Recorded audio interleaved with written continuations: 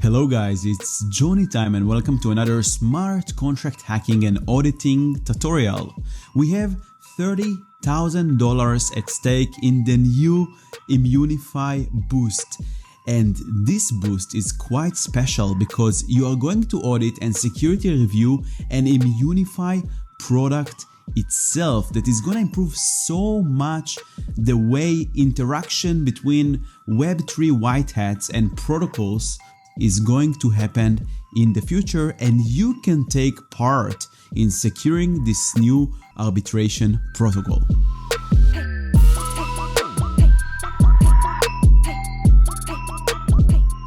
What are we going to have in this video? First, I will give you a quick overview if you are new here of what are Immunefi Boosts. Then we will go through the arbitration protocol overview. Arbitration protocol is the new protocol in Immunefi, and this is what a boost about, and you have a chance to grab a prize out of a $30,000 pot. So we'll go through all the protocol, through the main smart contracts, the main functionality. We'll understand how they work, and if you're planning to participate in this boost and maybe earn some juicy, nice rewards, this video is the perfect starting point for you. We will also discuss some previous audits that conducted to the current code base that is under the scope of this boost, so you can see what issues were found, where to focus in this boost. And you have to stick till the end because I will share with you those ideas that might give you ideas of potential issues that you might submit in during the boost and maybe get some nice rewards. So don't miss it and stick till the end to get a chance to find some nice issues and report them. So what are Immunefi Boost? Immunefi Boost are very similar to auditing contests if you're familiar with them in Code Arena, Sherlock, CodeHawks. It's like time-bounded competition in a new code base that was never deployed to the blockchain.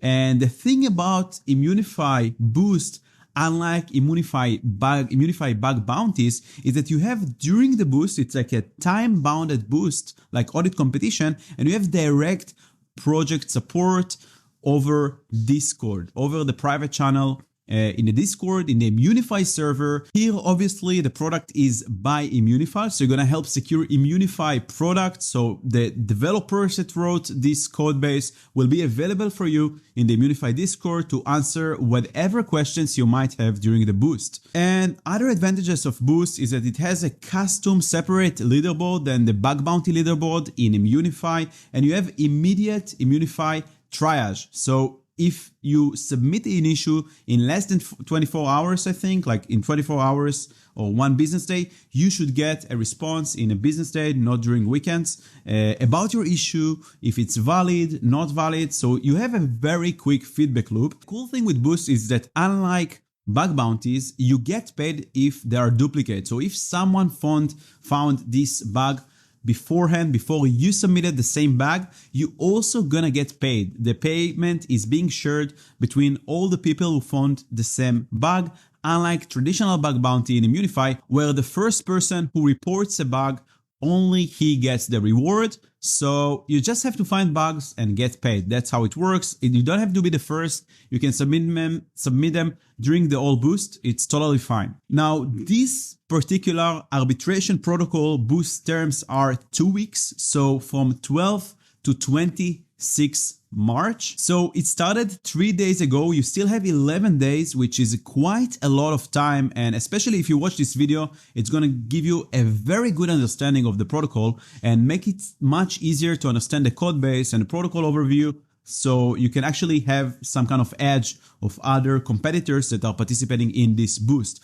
We have in total around 2,000 lines of Solidity code to audit and do security review, and there are $30,000 in reviews. Of course, the more issues you submit, the more severity, the better severity, the higher severity they are, you will get more paid. And obviously, we have also the parameter of how many people submitted the same issue that you did. So the more people submit the same issue, the more duplicates there are, the less payout is going to be for this particular issue. So what is Immunefi Arbitration? What is the protocol that you're going to review and find bugs during this boost? If you are in a Web3 security for a while, you probably remember that Immunefi not long time ago, I think few months ago, announced their new product, Immunefi Vaults. Vaults allow protocols and projects to deposit upfront some kind of collateral, some kind of sum of money in different tokens to show that they actually have the liquidity, they have the value, the money to pay to white hats when they find, report and submit in a legitimate way bugs in their protocols. Because there were some cases where white hats reported bugs and then the protocol refused to pay or just disappeared and was removed from Immunefi. And the idea here that the white hat will have better trust in the process and Immunefi and in the protocols by seeing that the protocol actually putting money in the stake that will be used to pay for white hats. Immunefi is a Web3 bug bounty platform. You probably already know that. So it connects between Web3 bug hunters to protocols. And the Vault's idea is to minimize the trust between the white hats to the protocol. So the white hats see that there is money actually to the protocol to pay in case there is a security issue that was reported. It's also called something like proof of funds. The protocol is basically giving a proof that it has the funds, and it makes the whole process of payments between white hats to the protocols much easier, on-chain, transparent, which is great. So how Immunefi Vaults work? It's basically a safe, Gnosis safe. You're probably familiar with Gnosis safe. If you are not familiar, it's a smart contract wallet and also a multi-sig, multi-signature wallet. And Safe allows you to have much safer programmable wallets. So instead of just having one private key that signs transaction and can send money from a vault or a wallet or account, in Gnosis Safe, in multi-sig wallets, you can define that there are 3 signers for the vault, for instance, and you need 2 out of 3 signatures in order to validate a transaction and send money out of the account. So you can define how many signatures you want and how many threshold, whatever threshold you want. It could be 2 out of 3, it could be 1 out of 1, 3 out of 5. And obviously the more signatures a vault have or a safe have, and the more signatures required, the safer it is, because you need, if you want to hack the safe, you need to hack all those private keys, or maybe 3 of them, depends how many you need in order to execute a transaction. So it makes the whole process much safer of storing funds. Now, the current state of the Immunefi Vault is that the project has a vault and only the project funders and owners can access the money in this vault and sign transaction. And they can deposit tokens, they can deposit assets, ETH, native assets, stablecoins, whatever asset they want. And then you can see in the vault, in the safe wallet, how much money the protocol deposited into the vault. So this is a screenshot from Immunefi website, and you can see how it works. Basically, there is the vault powered by Safe. The protocol is the only one who controls this vault, and you can issue payment. The protocol can issue payment to white hats when they have successful submission of an issue, a security issue, and then automatically it's going to be splitted between the white hat and Immunefi. But if you think about it, it's much better because it's more transparent and white hat can have some confidence that the protocol has money, but it's still not enough, because what if the protocol decides not to pay to the white hat? What if it decides to withdraw all the money from the vault and go away? So it's great. They show that they have money, but they can always refuse to pay to the white hat because they control completely the vault, and they can just withdraw all the money and disappear from Immunefi. And that's where Immunefi Arbitration Protocol comes in. And this is the protocol that you're going to secure and report issues before it's actually deployed to mainnet and being used in production. So Immunefi Arbitration Protocol makes the vaults like next level vault. It adds a lot of feature to the existing safe vault that we have already in Immunefi and make the whole process much less trustless and much more decentralized. So it increases the confidence of the white hat in the system, in the process, in Immunefi, in the protocols, and it basically reduces the risk of white hats not getting paid for legitimate submissions, for legitimate security issues that they submitted. Now that we understand the need for arbitration protocol in the vaults, let's see the scope of this boost. So this is the scope, this is the repository, all the smart contracts. I know it looks a bit terrifying because it's a lot of folders and a lot of smart contracts, but trust me, after this video, after watching this video, you will have a much better idea of what are these smart contracts, what they're responsible for, how they work, how they interact with each other, and it's actually pretty good code base. You can trust Immunefi that their developers, their team, they write nice code, very well tested, very well documented, a lot of diagrams. So after watching this video, I'm sure that you will understand much better and will give you a good starting point to start looking for potential security issues and maybe get some money.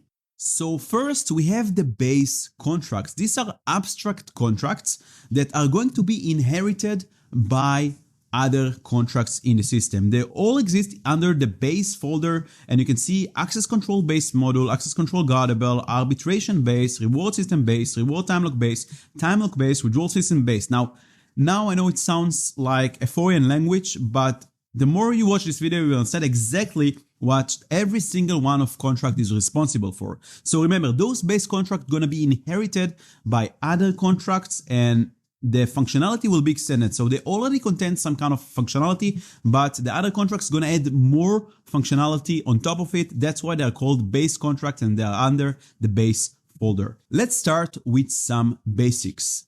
Anyone can add a module to a safe wallet. What does modules in Gnosis Safe wallets means? Gnosis Safe wallets have the basic functionality of a smart wallet that holds funds, can have assets, and then you need X amount of Y signatures in order to send and execute transaction on behalf of this vault, on behalf of this wallet.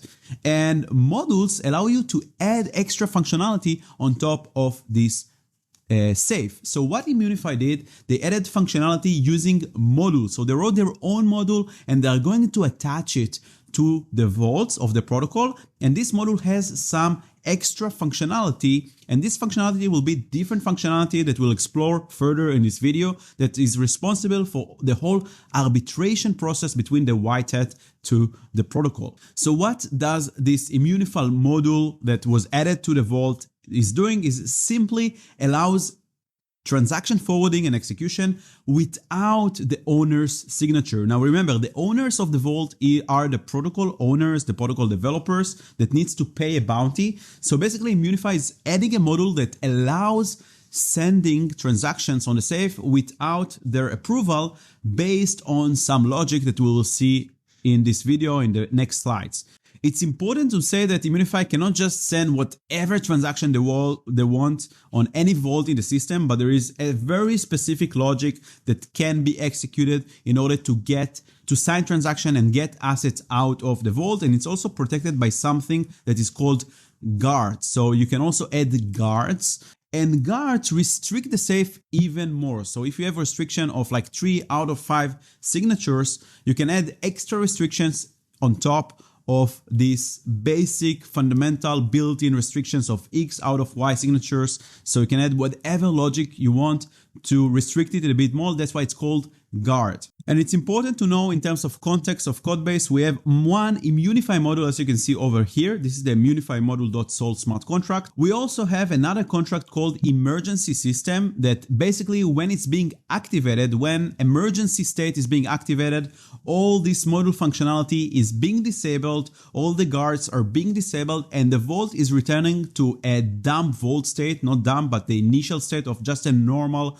Gnosis Safe vault. So there is always, if there is a bug or maybe the protocol don't want to participate in Immunefi anymore, always it can be activated this emergency system, which will remove the module from the vault or basically prevent using it. So it will become a dumb vault of X out of Y signatures. And this is how the Immunefi module looks like. It's not that scary, right? So this is the Immunefi module smart contract that you saw over here. And it's an Immunefi module contract. You can see that it already have awesome inline documentation and it inherits from a base contract access control base module. And it has a constructor, it has a setup and execute function. So this module is going to be added to the vault, and using this execute function, you can execute transactions on behalf of the vault, but only, as you can see here, we have a role, only executor role. So it's an external function, but not anyone can call this smart contract and execute transaction on the vault, but only someone that owns this role.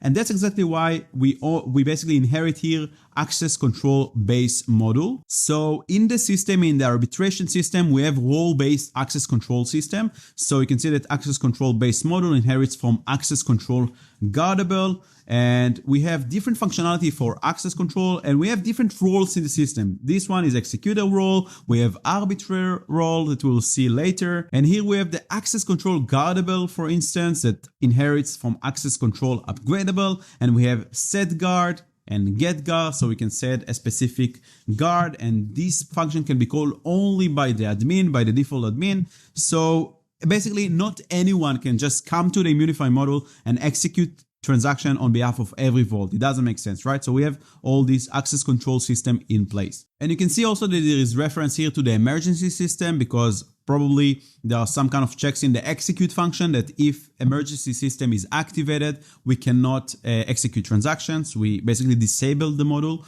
and you can see that the role is being defined by a kekak hash of a string of module executor role, which is pretty cool way to define roles. And yeah, so we saw here that basically access control guardable inheriting from access control upgradable by OpenZeppelin, which hints us to the next topic, which is ownership and upgradability. So those smart contracts are upgradable. So in case there is a bug or there is like an update of the versions, the administrators of Immunefi, of the protocol, can upgrade the logic and upgrade the smart contracts. And they use transparent upgradable proxy by OpenZeppelin. And they also use proxy admin ownable two-step. So there is only one account, one owner, probably it's going to be a multi-sig wallet that can upgrade the arbitration contracts. And in order to change an owner, they also use ownable two steps. So you cannot lose ownership to this account because the next owner needs to approve the previous ownership transfer, which is great. So it's another thing to bear in mind when you look at the smart contracts. Remember, they are upgradable. Remember all the issues that come with upgradability, storage collisions, initialization issues, all these kind of things, low level costs. So this is just something to put aside. So we have safe modules that allows us to add extra functionality to an existing safe or vault. And we also have safeguards. Safeguards allow us to add extra restrictions and checks anytime before transaction is being executed. So we can use the before transaction function. So this code will be executed and we can add require statements or asserts or revert statements to do some extra validations and checks before transaction is being executed in the safe. And we can also do after transaction checks. So some code that will be executed after transaction is being executed in the safe. And here you can see the smart contracts under the guards folder. So we have Immunefi guard that is inheriting from scope guard.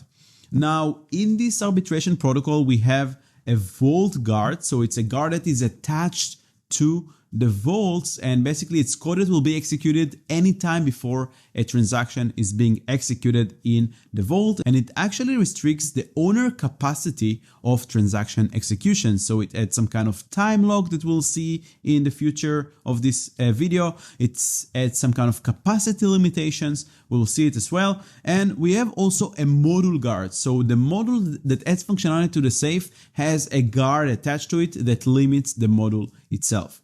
And this is how it looks like. This is a diagram by Immunefi, which is a great diagram. We have here vaults. And as you can see here, we have the module here that has the scope guard. And this Immunefi module can execute transactions on the vaults. Every time before a transaction is being actually executed, we have the Immunefi guard logic that will be executed and checked. so this kind of extra restrictions before any transactions. And we will see all the smart contracts that are going to activate this Immunefi module and all the Timelock components in the next slides. And this is how the safeguards looks like. This is the Immunefi guard contract that inherits from scope, guard, and events. And still, we have always the emergency system in the context, because in case we announce an emergency, then all the guard functionality, all the module functionality gonna be disabled, and we're gonna get a normal safe, a default safe with default functionality, just an emergency mechanism.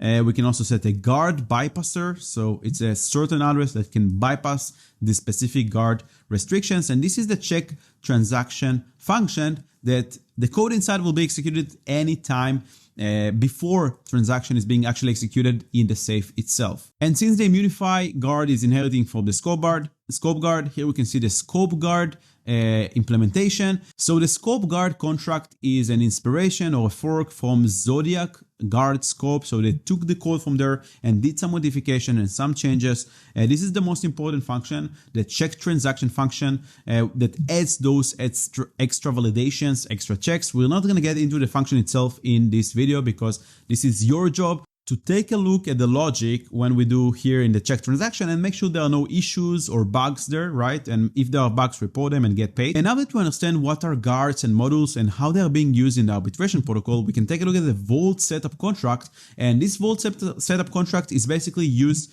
to set up the vault, to add the guard, to add the Immunefi module. So the vault is not just a basic dump.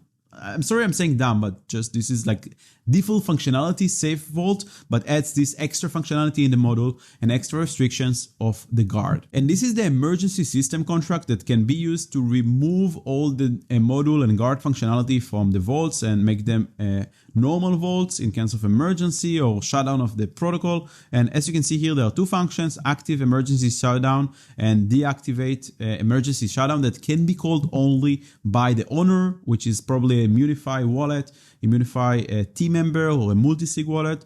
And this is just in case of emergency. Okay, so now that we have the extra module and extra functionality of the guard, let's see what kind of functionality we add to the existing vault. So the first functionality that we want to cover is the withdrawal system and the time lock. So remember the problem where the vault owner, the protocol, basically can just withdraw all the money from the vault and disappear. Now, this is not the case with the arbitration system, because we have a withdrawal system together with a time lock. This withdrawal system and time lock allows us to add a cooldown before the project is actually withdrawing the funds and preventing the project from running away with the money when there is a significant report submitted, a critical bug submitted, and it's a big amount of money. They don't want to pay, they run away from the money. Now, with this arbitration protocol, they will not be able to do it because there is some kind of cooldown before they can withdraw the money. The project can add a withdrawal operation to the queue, and this queue has some kind of cooldown, and then they can execute it. And also there is expiration period. So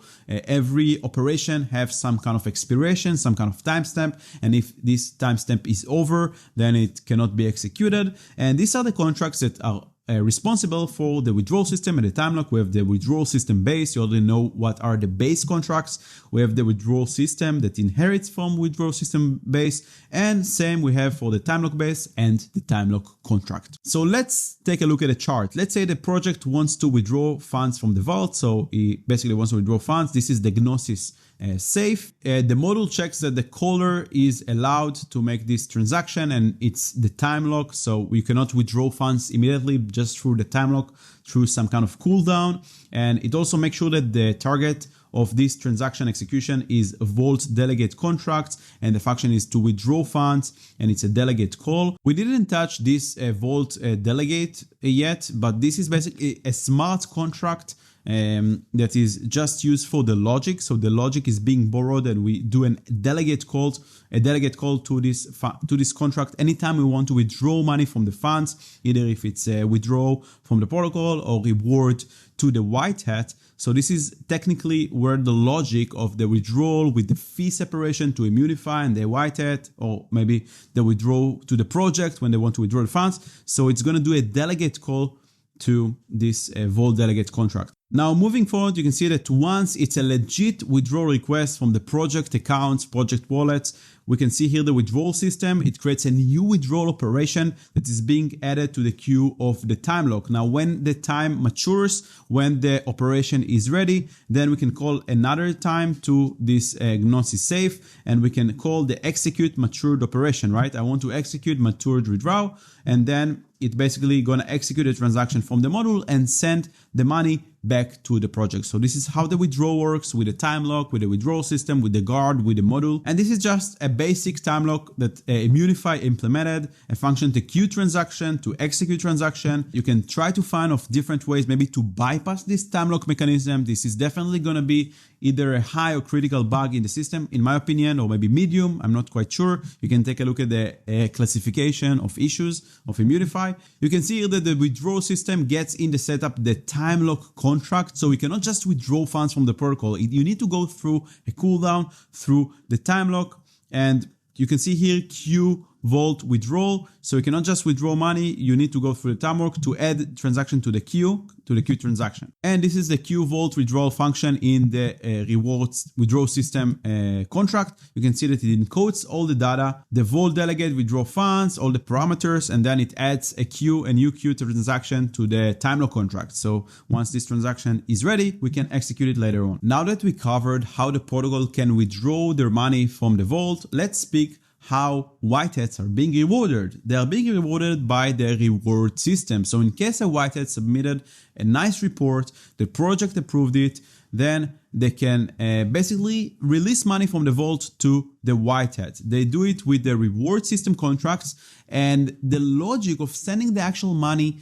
to the white hat is going to be borrowed from the vault delegate smart contract. So like the withdrawal system that you remember from the previous slide, we're going to use delegate call to the vault delegate contract, and the logic will be borrowed. And this is the logic where we calculate how much the white hat should get, all the conversion fees, all the conversions between the different tokens to the USD value. Also, the fee will be processed automatically. So the reward amount will be splitted already between the Immunefi fee to the white hat reward, which is super cool, on-chain, decentralized and transparent. Now, what if one of the sides is not happy with the result, either the white hat or the vault? That's where they can initiate an arbitration process. This is the whole idea of this protocol, right? To make it more decentralized, to allow them to do arbitration or to dispute something. And if we're under arbitration, the reward system will fail. We cannot process rewards because we need to go through this arbitration phase. So this is a diagram that shows that, let's say the project wants to send rewards to the white hat. So we send a transaction to the safe or to the module, and the module is going to check that if the caller is allowed, if it's going to be the transaction is to the reward system. We have the guard also that comes into play. Make sure that the transaction is going to be forwarded to the delegate, to the vault delegate contract. The function is going to be send reward if it's a delegate call. And then we have all the send reward logic implemented in the vault delegate contract that's gonna make sure and take care of the fee split for Immunefi and the white hat. And the reward system is actually going to make this delegate call over here to the vault delegate, and it's going to send the reward from the vault to the white hat, send the fees to Immunefi, and always they're going to be to check if the vault is under arbitration process. It will be disabled. We cannot send rewards through the reward system, which is important to understand. Now, the thing with rewards is that, like with the withdrawals, we have some kind of time lock. So when the vault is going to submit a reward, then there is some kind of time lock before it's being executed. So we can also do some things. Meanwhile, the white hat can be alerted. Maybe it can start an arbitration process. So first we have to go through the queue reward transaction. So there is reward system and there is reward system time lock. And then once the operation is matured, then we can call the execute reward transaction. And we also have some price oracles using Chainlink to check what is the value of the tokens that exist in the vault, because we need to pay eventually in US dollars. And this is how the reward time lock works. You can see here the reward system contract on the left that obviously borrows from reward system base, like I explained to you before in the beginning of this lecture. And you have also the reward time lock that inherits from reward time lock base. So this is the function that we discussed, send rewards by vault. So basically the protocol can initiate the send reward process, but if it's under arbitration, you will see in the code, we're not going to cover all the details in every single function, but you will see, because I went through it, that there is a check that it's not under arbitration. If it's under arbitration, this function will fail because we need to wait here in the time lock. We need to queue the transaction. We want to make sure that we wait certain amount of time and we can execute a reward transaction only when it matures. And now it's time to talk about the most interesting thing about this protocol, which is also its name, the arbitration process, right? So maybe there is disagreement between the protocol and the white hat. That's where the arbitration process starts and comes in. At any point of time, using the arbitration contract, both the white hat and the vault means the protocol, can request an arbitration. So maybe they are not satisfied with the outcome, they want to add an arbitration. And arbitration has an arbitration fee, which is a minimum $10,000 in USDC. So when someone initiates an arbitration because of the hassle, because of the arbitrator, which is a third party that is going to come into the game, going to take a look and basically assess the situation. So there is a minimum $10K USD fee, and the arbiter is a trusted external party that is going to be elected to assess the situation and decide whether the white hat is correct, or maybe the vault is correct, or maybe somewhere in the middle. And it's important to understand that while in arbitration, when there is an arbitration process open, we cannot just withdraw funds from the vault. So withdrawal is disabled. So the vault, the project protocol cannot just run away with the money. And we can also not process reward. So if the reward is not enough, if the white hat is not happy with the reward, he can start an arbitration process, and maybe the third party, the arbitrator, will decide that he is eligible for more rewards. And this is how the contract looks like. And we saw it before. We have the request arb white hat, request arb vault. And you can see that these two external functions are completely open. Anyone can request arbitration. And we have these functions that are protected by the arbitrator role. Enforce send reward white hat, enforce send reward without fees, enforce multiple rewards. So once the arbiter decides which one is right and which side is wrong, he can just call this function, only the arbiter role. And this is the arbitration diagram. And as you can see, the project, both the project and the white hat, I don't know why the white hat is not here in the diagram, but they can request arbitration from the vault. Again, we have all the checks that the caller is allowed, that it's the arbitration contract, that it's the target is vault delegate, it's send reward or send tokens and delegate call. We're all familiar with that. Oh, here is the arbitration initiation by the white hat. So both the white hat and the project goes through the vault, but the white hat can directly just call the arbitration system, request arbitration by white hat. This is eventually where it goes from the vault, request arbitration by the project. And you can see here that that's where the arbiter role comes into play, a trusted external third party that can decide on the outcome of this arbitration process. And he can call the close arbitration with fees, without fees, whatever he decides on this arbitration. Before it happens, he already going to receive the fee for the arbitration from either it's by the project or the white hat. And you can see here that after the arbitration is closed, the arbitration system or arbitration contract can initiate the enforce send reward function in the reward system contract. So if you looked at the reward system, we have a function called enforce send reward. So if we're in arbitration, the arbitrator can just trigger this function through the arbitration contract and just say, okay, the rewards are being sent to the white hat, that's it, period. Or the white hat is wrong, the rewards are going to be sent to the vault back or to the protocol. And eventually the vault delegate contract is the one that actually sending the funds, right? The logic is there, the state is here. And this is the actual enforce and reward white hat function in the arbitration contract. You can see here that it checks some sanity checks, and eventually it triggers the function in the reward system, enforce send reward. And this function should have access control that only the arbiter contract can trigger it, right? So there are a lot of access control here. So if you audit this code base, you want to make sure that there are no access control issues or vulnerability. This is already a tip for me, but we will discuss more tips in the end of the video, like what direction I think you should go to find issues and submit them. So stick till the end. And the last diagram that we're going to look at is the enforcement payment diagram. It's a pretty simple one. You can see that just the arbitration system is the enforcer, and it can enforce the rewards in the reward system contract.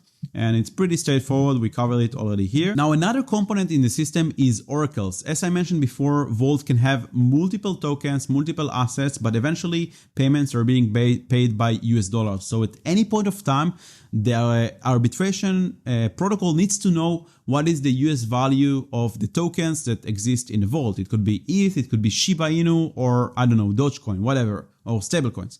So the protocol is using Chainlink price feeds to determine the price of the assets, and the actual contract that is gonna integrate with Chainlink and calculate the value of the tokens is the reward Timelock.sol smart contract right before we send the reward, right before the reward is matured and the transaction is executed.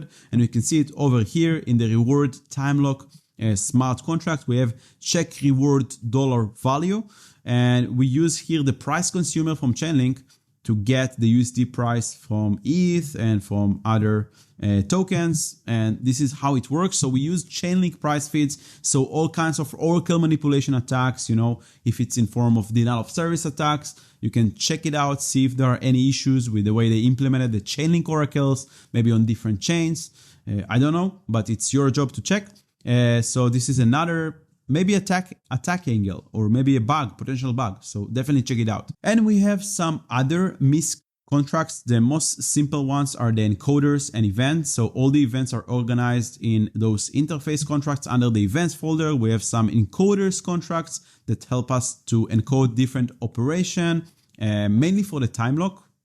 And also for the withdrawal Timelock and the reward Timelock. We also have this mocks folder with return data module.sol, and we have also the Vault freezer, which is pretty important. I don't know why I put it here in Misc contracts, but it's Misc because I didn't put it in any other category. Let's talk about the Vault freeze. So there is a certain role in the system that is called freezer, and he can call the Vault freezer contract that basically gonna freeze all the operations in the protocol. So whatever operation is being executed, withdrawal, reward system, if the Vault is frozen, the transaction will be reverted because there is some kind of require statement that makes sure that the Vault is not frozen. It can be frozen only by a certain role. I guess it's another emergency defense system in case something goes wrong. The Immunefi team can assign to themselves or to someone else this role that can just freeze all the operations and make the Vault in the same state. That's it, guys. We covered all the protocol in high level. We understand all the contracts, what they're responsible for, how the system is built, and now it's time to talk about some previous audits that were conducted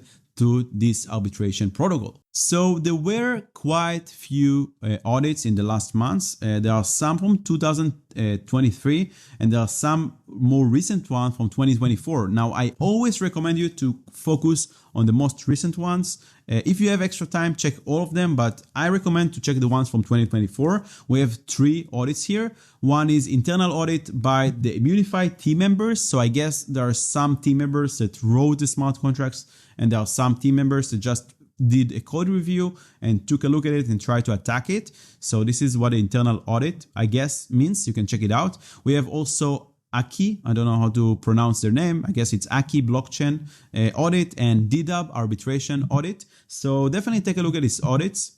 And what I would do if I were you is first check if the issues were fixed. So maybe some issues were forgotten. It happens, you know, we are all humans, we're developers, we're humans, and sometimes we don't fix the issues. And sometimes also there are some fixes that require quite new redesign, you know, redesign of state variables, of functionality, and maybe through this redesign, we introduced new bugs. So maybe new bugs were added to the protocol because of this specific redesign. So definitely check this out. And another common case that also happens that maybe the issue, the mitigation that was implemented is not good enough. So there was an issue that was mitigated and fixed, but the fix is not tight enough and it can still be exploited. So these are just 2 examples from the recent DDAB report and Aki report. This one you can see expired queue transaction are still able to be executed in reward Timelock, and it was resolved. And we have another one, Chainlink feed registry will break on other chains, then mainnet also fixed. Again, I would check it, you know, I would go to the codebase, make sure that it fixed, maybe go to the previous commits or pull request, make sure how it was fixed, just in case maybe something was missed. And now I want to give you some free tips and ideas and potential attack vectors that I think you might check out and maybe find bugs and submit them. So when I look at attack vectors, I look at 3 categories in this particular boost.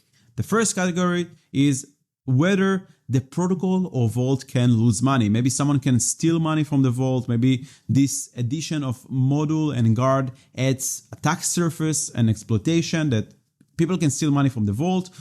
Also, I would take a look whether the white hat can lose money. Maybe there is something that is unfair for the white hat. Maybe the protocol can bypass the arbitration system and screw the white hat and not pay him. And also any DOS or griefing attacks. Maybe there are malicious white hat or just malicious users that can just DOS the system. DOS stands for denial of service, or do griefing attacks to basically make white hats lose money or earn less, or maybe the protocol or vault to lose money. So this is like the high level categories that I divide all the influence of these attacks. Now, as you can see, the system is quite complex, so I would take a look at all these attack classes and attack vectors. Denial of service attack. Maybe someone can break the functionality of the arbitration system of the vault.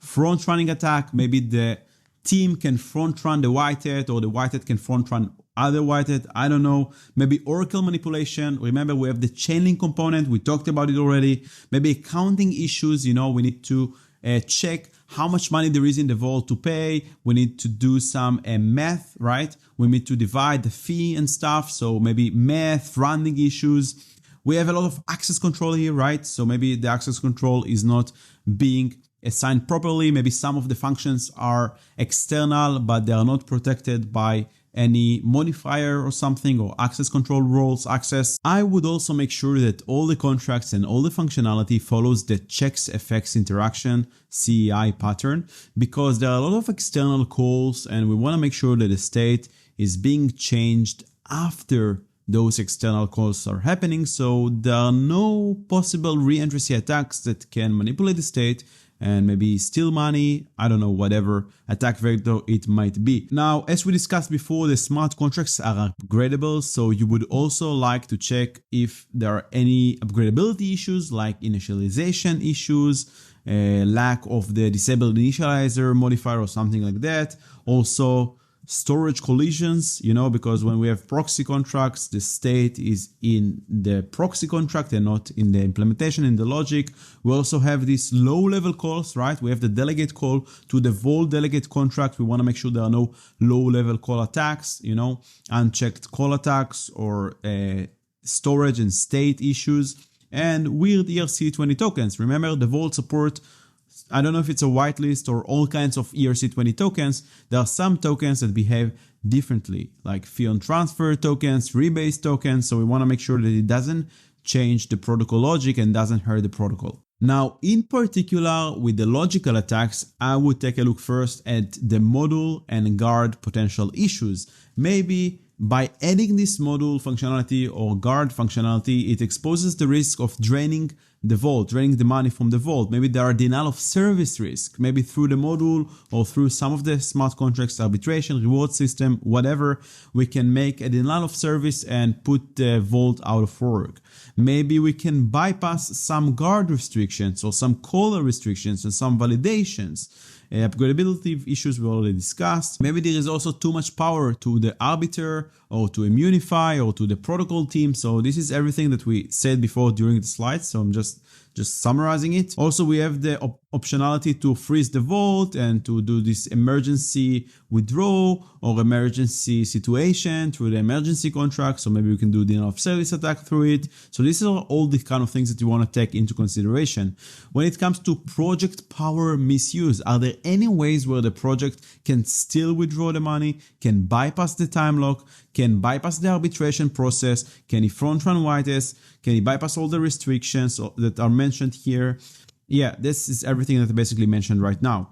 Maybe there are attack vectors where a malicious white hat can come to the protocol and maybe trick the reward system, and we can avoid the Immunefi fee. Maybe they can avoid the arbitrary fee, right? The arbitration fee. Maybe you can bypass the reward time lock and get the tokens right away. Maybe you can grief the system, right? Make other white hats or other vaults or other protocols lose money.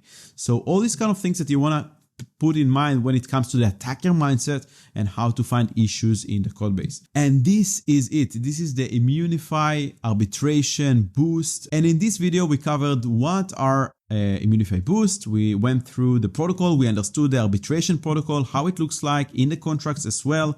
We discussed the previous audits. I give you some tips where you should focus, and I gave you other tips about potential attack vectors and tips and ideas that you should check out when it comes to finding issues and vulnerabilities in this code base. Now, that's not it. Now it's your time to shine. Now it's your time to audit the code base, to find issues and submit them and get rewards. And if you want to do more further research, this is just introduction video, but definitely check out first the repository. It's a public repository. You can go to the Boost page and you will have all the links there in the Immunefi official website. You can see it over here. So in the Boost page, you can jump into the repository, clone the repository to your local machine, read the README, read the contract, start audit the code. There is also a nice document which represents all the functionality and everything that I basically described here. You can read it there. I will attach all the links in the description below, by the way, so you can go right away easily. And for any questions, anything that you need, you can just jump into Immunefi Discord server, join the server, join this specific channel, Immunefi Arb Boost, and ask the questions there. Another cool thing that I wanted to show you is that all the diagrams that I put in these slides are basically prepared by Immunefi, and they have a Miro page with all the diagrams of the protocol. So again, I will put the link in the description below for this Miro page with all the diagrams so you can understand better the protocol. Now it's your time to shine. Thank you so much. I was Johnny Time, and if you enjoy this content, make sure to like the video and subscribe to the channel. Any questions, shoot them in the comments below. I will see you in the next one. Bye bye.